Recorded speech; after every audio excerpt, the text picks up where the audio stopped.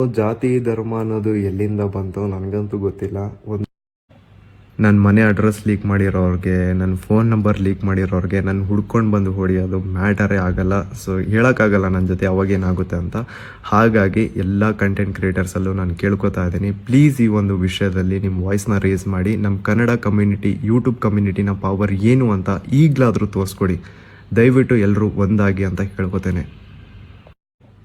And ಈ ಗೌಡ್ರ ಕುಟುಂಬಕ್ಕೆ ಸಪೋರ್ಟ್ ಮಾಡುವಂತಹ ಟ್ರೋಲ್ ಪೇಜಸ್ ಅವರು ಏನು ಹೇಳ್ತಿದ್ದಾರೆ ಅಂತಂದರೆ, ನಾನು 35 ಲಕ್ಷ ಲಂಚ ಇಸ್ಕೊಂಡು ಈ ಸೌಜನ್ಯ ಕೇಸ್ ಬಗ್ಗೆ ವಿಡಿಯೋ ಮಾಡಿದ್ದಂತೆ. ನಾಚಿಕೆ ಆಗಬೇಕಲೇ ನಿಮಗೆಲ್ಲ, ಏನಂತ ಯೋಚನೆ ಮಾಡ್ತಿರೋ? ನಾನು ಎಡಿಟರಿಗೆ ಪೇ ಮಾಡೋದಕ್ಕೆ ನನ್ನ ಹತ್ರ ದುಡ್ಡಿಲ್ಲ, ನಾನು 35 ಲ್ಯಾಕ್. ನಾಚಿಕೆ ಆಗ್ಬೇಕು ನಿಮಗೆ. ಕೇಳೋದ್ರಲ್ಲೂ ಜಾತಿ ಧರ್ಮ ಅನ್ನೋದು ಎಲ್ಲಿಂದ ಬಂತು ನನಗಂತೂ ಗೊತ್ತಿಲ್ಲ. ನನ್ನ ಮನೆ ಅಡ್ರೆಸ್ ಲೀಕ್ ಮಾಡಿರೋರಿಗೆ, ನನ್ನ ಫೋನ್ ನಂಬರ್ ಲೀಕ್ ಮಾಡಿರೋರಿಗೆ ನಾನು ಹುಡ್ಕೊಂಡು ಬಂದು ಹೊಡಿಯೋದು ಮ್ಯಾಟರೇ ಆಗಲ್ಲ. ಸೊ ಹೇಳೋಕ್ಕಾಗಲ್ಲ ನನ್ನ ಜೊತೆ ಅವಾಗೇನಾಗುತ್ತೆ ಅಂತ.